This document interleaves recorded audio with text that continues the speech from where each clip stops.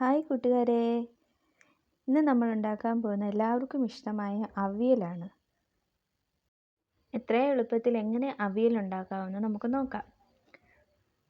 അതിനായി പച്ചക്കറികൾ നന്നായി കഴുകിയ ശേഷം നീളത്തിൽ അരിഞ്ഞ് എടുക്കുക.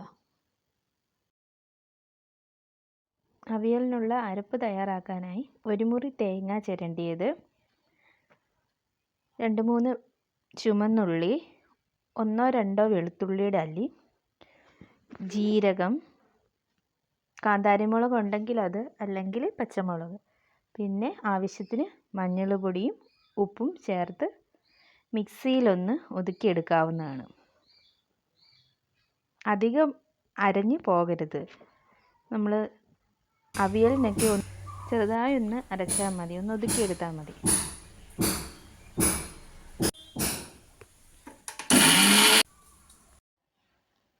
ഒരു കുക്കർ എടുത്ത് നമ്മൾ കഴുകി വെച്ചിരിക്കുന്ന പച്ചക്കറികളൊക്കെയും ആ കുക്കറിലേക്ക് ഇട്ട് കൊടുക്കാവുന്നതാണ്.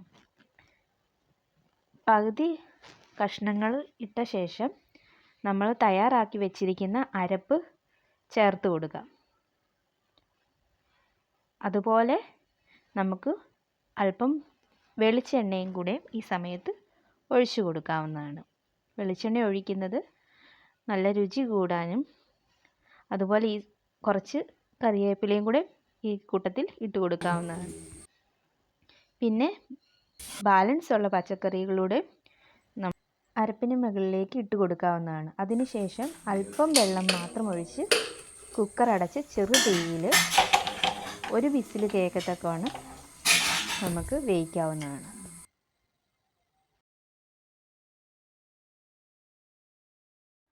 ഒരു വിസിലടിച്ച ശേഷം നമുക്ക് പച്ചക്കറി വെന്തോ എന്ന് നോക്കാവുന്നതാണ്. പച്ചക്കറി വെന്തുവെങ്കിൽ നമുക്ക് 1 സ്പൂൺ എണ്ണയും കൂടി ഈ സമയത്ത് ഒഴിച്ച് അരപ്പെല്ലാം നന്നായി പച്ചക്കറിയുമായി യോജിപ്പിച്ച് ചേർത്തിളക്കിയ ശേഷം അല്പം കറിവേപ്പിലയും 1 സ്പൂൺ എണ്ണയും കൂടെ ചേർത്ത് നന്നായി ഇളക്കിയ ശേഷം വാങ്ങി വെക്കാവുന്നതാണ്. അങ്ങനെ അവിയൽ റെഡിയായി.